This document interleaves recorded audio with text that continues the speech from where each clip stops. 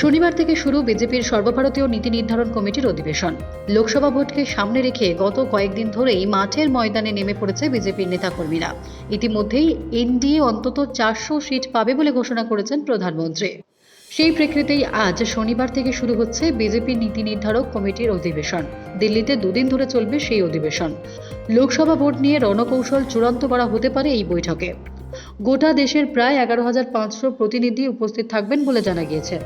বৈঠকে শুরুতেই ভাষণ দেবেন জেপি নাড্ডা, আর রবিবার সমাপ্তি বক্তৃতা করবেন প্রধানমন্ত্রী নরেন্দ্র মোদী। সকলের মধ্যে এই অধিবেশন নিয়ে চূড়ান্ত উদ্দীপনা দেখা গেছে। দিল্লিতে পৌঁছে গেছেন সারা ভারতের বিজেপি নেতৃত্ব। রাজ্য বিজেপি সূত্রে জানা যাচ্ছে, এই বৈঠকে উপস্থিত থাকবেন শুভেন্দু অধিকারী সহ একাধিক রাজ্য নেতা। জানা গেছে, দুদিনের অধিবেশনে দুটি রেজলিউশন পাস করা হবে। সূত্রের খবর, রেজলিউশনের প্রথমটি হতে পারে বর্তমান রাজনৈতিক পরিস্থিতির প্রসঙ্গে, আর দ্বিতীয়টি হতে পারে দেশের আর্থিক পরিস্থিতিতে বিজেপির অবস্থান প্রসঙ্গে। সেক্ষেত্রে সংসদে পেশ হওয়া ইউপিএ জামানার আর্থিক পরিস্থিতি নিয়ে শ্বেতপত্রের উপর জোর দেওয়া হবে। জানা যাচ্ছে, ওই অধিবেশনে বাংলার সন্দেশখালী প্রসঙ্গ এনে বাংলার অরাজক পরিস্থিতিতে তুলে ধরবেন বিজেপির কেন্দ্রীয় নেতৃত্ব। সকাল 9টা থেকে বিকেল 3টে পর্যন্ত চলবে এই অধিবেশন। Bureau report, D Bangla news.